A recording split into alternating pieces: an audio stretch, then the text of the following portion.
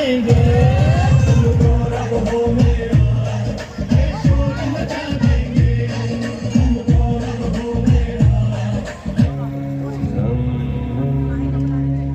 शरणं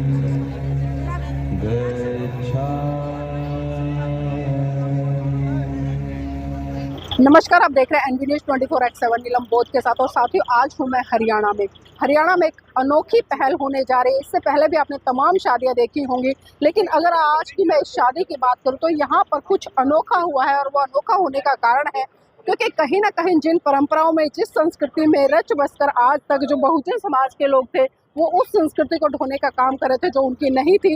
लेकिन आज जो वर वधू है, दोनों के परिवार ने एक संकल्प लिया और कहीं ना कहीं एक निष्कर्ष पर पहुंचे। और आप देख सकते हैं यहाँ पर जो तथागत बुद्ध और बाबा साहब की जो प्रतिमा स्थापित और यहाँ पर भंते जी भी है, तो इसी से आप समझ सकते हैं कि एक जो एक संस्कृति है वो एक तरह से परिवर्तित हो रही है। और परिवर्तित नहीं बल्कि अपने दोबारा से अस्तित्व को स्थापित करने का प्रयास कर रही है। और जो संस्कृति हम पहले देखते थे जिसके कारण भारत कहीं ना कहीं विश्व गुरु कहलाया, आज उसी संस्कृति का परचम यहाँ पर लहराने का काम किया जा रहा है और उस संस्कृति को स्थापित करने का काम किया जा रहा है। इस कड़ी में अगर मैं बात करूँ धम्पत संघ की, क्योंकि धम्पत संघ के माध्यम से ही यहाँ पर हम सबको आने का मौका मिला और तमाम देख सकते हैं आपकी जो वर वधू का पक्ष दोनों यहाँ पर सम्मिलित है और उनकी ही रजामंदी से कार्यक्रम संपन्न होने जा रहा है। तो साथियों, आइए देखते हैं। और मैं चाहूंगी कि आप इस वीडियो को लाइक जरूर कीजिएगा, शेयर जरूर कीजिएगा और कमेंट कर जरूर बताइएगा कि आपको इस तरह का परिवर्तन किस दिशा की तरफ लेकर जाता है और आपको क्या सोचने पर मजबूर करता है, विवश करता है, या आपको क्या प्रेरणा देता है।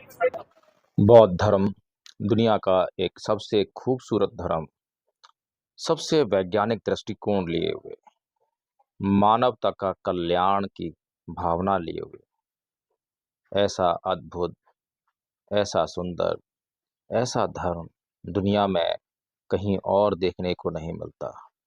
भाग्यशाली है भारत भूमि, जिसको बुद्ध के दर्शन हुए और बुद्ध के धम्म के लाभ से लाभान्वित होने का गौरव प्राप्त हुआ।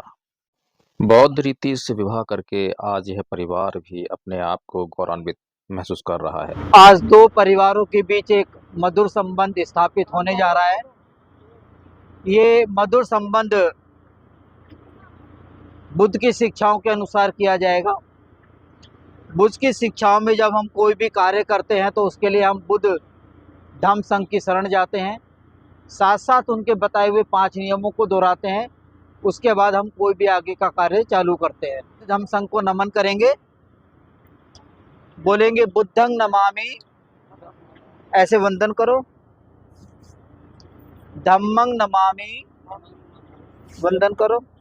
संघं नमामि।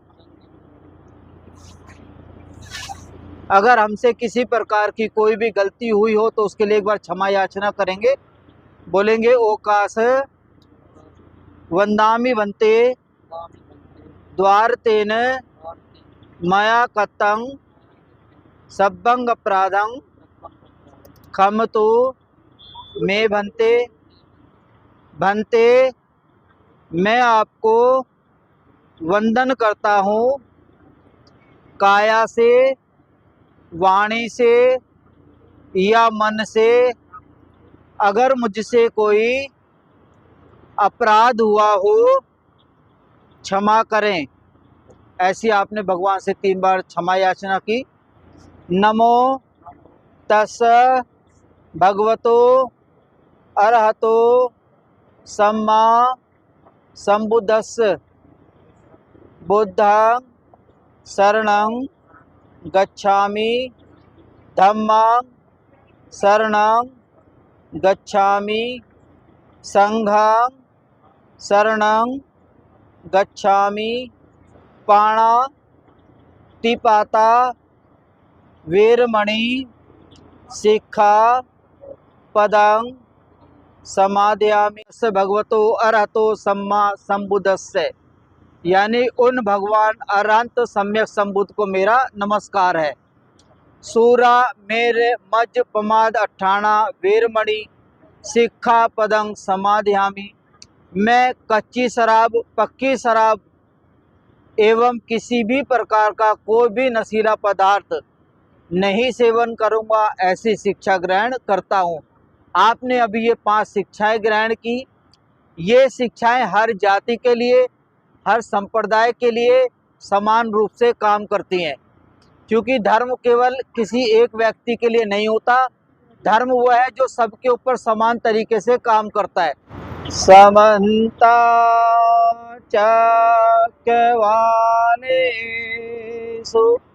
अत्रा गच्छन्तु देवता सततं मुनिराजस् शृण्वन्तु साग्मोक्तं धम्मश्रवणकालो अयं बदन्ता। अनेक जाति संसारं संधा विसंग अनिविसंग गहकारक अंग विसंतो दुखा जाति पुनः पुनः गहकारक दिठोसी पुनः गेहं न काहसी सब्बा ते फासुका भग्गा गह कूटं विसंकितं विसंखार गतं चित्तं तणहानं खय मज्जगा। हे ग्रहकारक, मैंने तुझे देख लिया है, अब फिर तू घर नहीं बना सकेगा। तेरी सभी कड़ियां भगन हो गईं, ग्रह का शिखर धराशायी हो गया, चित्त संस्कार रहित हो गया है, अर्हत्व प्राप्त हो गया है, तृष्णा का क्षय हो गया है। जी हाँ साथियों, यह धर्म बहुत ही मूल्यवान है। केवल बौद्ध धर्म में केवल बुद्ध ने तृष्णा को पहचाना, तृष्णा को सभी दुखों का कारण बताया। आज यह दो परिवारों का मिलन है। दोनों परिवार नाना प्रकार के दुखों से घिरे हुए होंगे। हर किसी के जीवन में दुख तो है ही। जाति भी दुखा, जरा भी दुखा, व्याधि भी दुखा, मणाम भी दुखा, शोक परिदेव दो मनस्य उपाया सा भी दुखा। पिये ही विपयोगो दुखो, अपिये ही संपयोगो दुख। यम्पि छंगने लवती तम्पि दुखं, संखतेन पचुपादान खंदापि दुख। दुख ही दुख है, इस जीवन में दुख ही दुख है। जन्म लेना दुख है, बुढ़ापा दुख है, रोग दुख है, मृत्यु दुख है। जिनको हम चाहते हैं उनसे बिछुड़ना दुख है, जिनको हम नहीं चाहते उनसे मिलना दुख है। जिन चीज़ों को हम पाना चाहते हैं वे नहीं मिलती हैं तो दुख होता है। कुल मिलाकर 5 स्कंदों से निर्मित ये शरीर दुखों का घर है। भगवान बुद्ध ने इस बात को जान लिया, दुख के कारण को पहचान लिया और दुख के कारण को नष्ट कर दिया।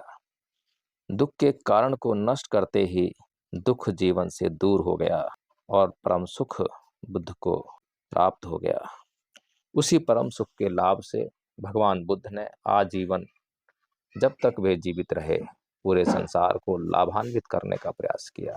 यहाँ साथियों, इस वैवाहिक जोड़े से भी यही अपेक्षा की जाती है कि अपने जीवन में आने वाले दुखों को पहचाने, दुख को पहचानते ही दुख के कारण को पहचाने और अपने सम्यक प्रयासों से उस दुख के कारण को नष्ट कर दें, दुख का अंत कर दें और वे एक सुखी वैवाहिक जीवन जीकर अपने जीवन में अपना मंगल करें, अपने परिवार का मंगल करें, अपने समाज व अपने राष्ट्र का मंगल करें, इस दुनिया का मंगल करें।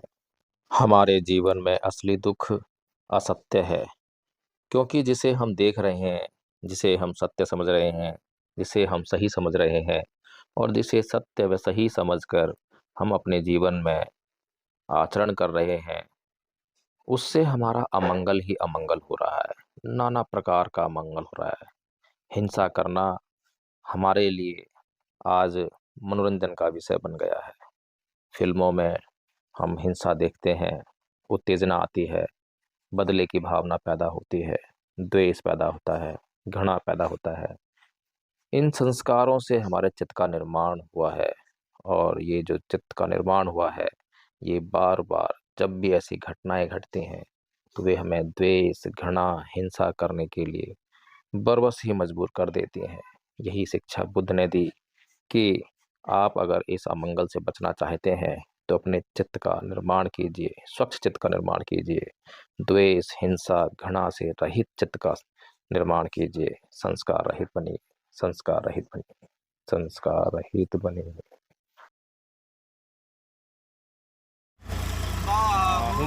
सहस्रमभिनिम्यत सायुधान्तं गिरिमेखलं उदितघोरससेनमारं दानादिधम्मविधिना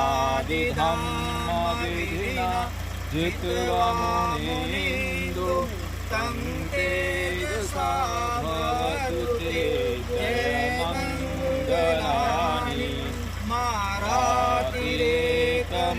मारातिरेकमभियोजित सागराति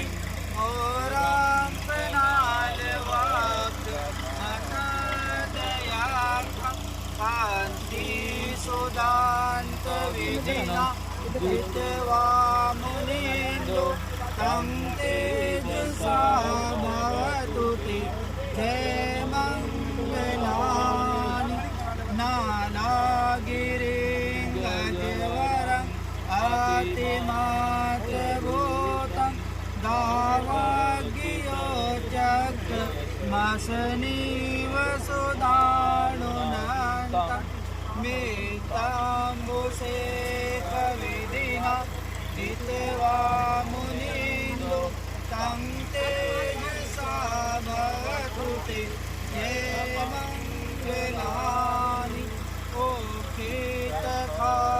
ओखेतखागमकियात् सुदानुनन्तं धावन्ति योजनपदाङ्गुलिमालवन्तं एधिविसङ्कातमनु जित्वा मुनीन्दो तं तेजसा भवतु ते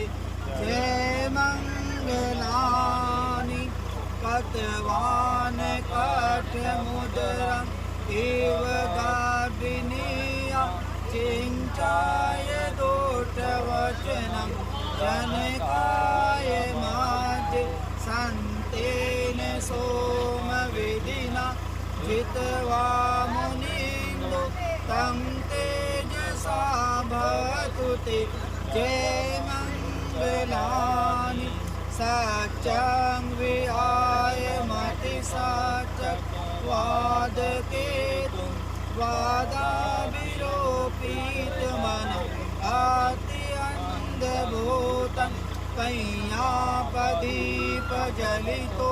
जित्वा मुनीन्दो तं तेजसा भवतु ते जयमङ्गलानि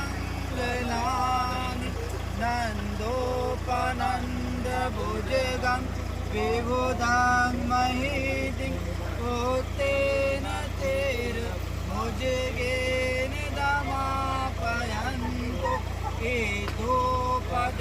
एतोपदेशविधिना मुनीन्दो तं तेजसा भवतु ते जयमङ्गलानि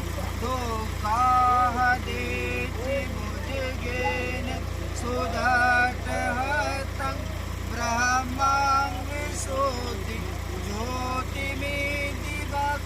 ज्योतिमिदिवकामिदानं ज्ञानागदेन विधिना जित्वा मुनीन्दो तं तेजसा भवतु ते जयमङ्गलानि भवतु सर्वमङ्गलं रक्षन्तु सर्वदेवता सर्वबुद्धानुभावेन सर्वधम्मानुभावेन सर्वसङ्घानुभावेन सदा सोऽति भवान्तु